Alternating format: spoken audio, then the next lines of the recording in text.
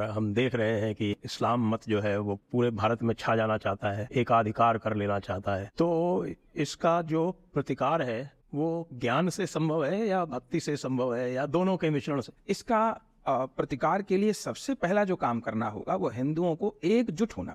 हमारी जो सबसे बड़ी कमी है वो हम एकजुट नहीं है। एक पिता के 5 पुत्र हैं, एक डॉक्टर है, एक इंजीनियर है, एक सीए है, एक बिजनेसमैन है, एक दुकान चलाता है, लेकिन सबके पिता तो एक ही है ना।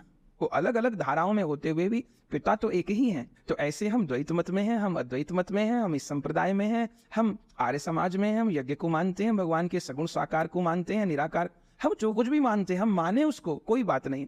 पर 2 काम हमको करने होंगे। हम सब एक हैं। हमारा पहला परिचय है हम सब हिंदू हैं।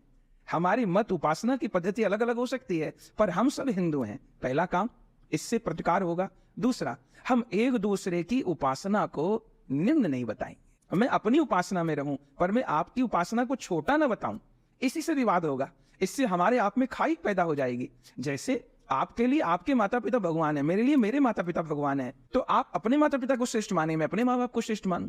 लेकिन आप मेरे माँ बाप को यदि अपशब्द कहे तो इससे आपके माता पिता को भी प्रसन्नता नहीं होगी, या मैं आपके माता पिता को हल्का शब्द कहूं तो इससे मेरे माँ बाप को खुशी नहीं होगी। तो मूलतः हम सब एक हैं, हम सब हिंदू हैं और सब उपासना पद्धति श्रेष्ठ है। हम एक दूसरे पर कटाक्ष नहीं करेंगे। जिसको जिस मार्ग पर रुचि है वो उस मार्ग पर चल करके प्रभु का अनुभव प्राप्त करे। हम बटे हुए हैं, हम बिखरे हुए हैं, इसी के कारण विधर्मी हम पर हावी होते हैं। विधर्मी अभी भी भारत में कम संख्या होते हुए भी प्रबल क्यों दिखाई पड़ते हैं? उस प्रबलता का कारण उनकी एकजुटता है। और हम लोग 100 करोड़ से अधिक होने पर भी अगर निर्बल दिखाई पड़ते हैं तो उसका कारण हमारा बिखरापन है। हमको लगता है जिस दिन हिंदुस्तान का 100 करोड़ हिंदू एक हो जाएगा, कोई चींटी की आवाज में भी विरोध नहीं कर सकता। बोलना क्रिया तो बहुत दूर की बात है, कोई मन में भी विचार नहीं कर सकता। लेकिन सबको पता है कि हिंदू समाज बटा हुआ है, उपासना के नाम पर, पद्धति के नाम पर, प्रक्रिया के नाम पर। ये हमारी सबसे बड़ी कमजोरी है।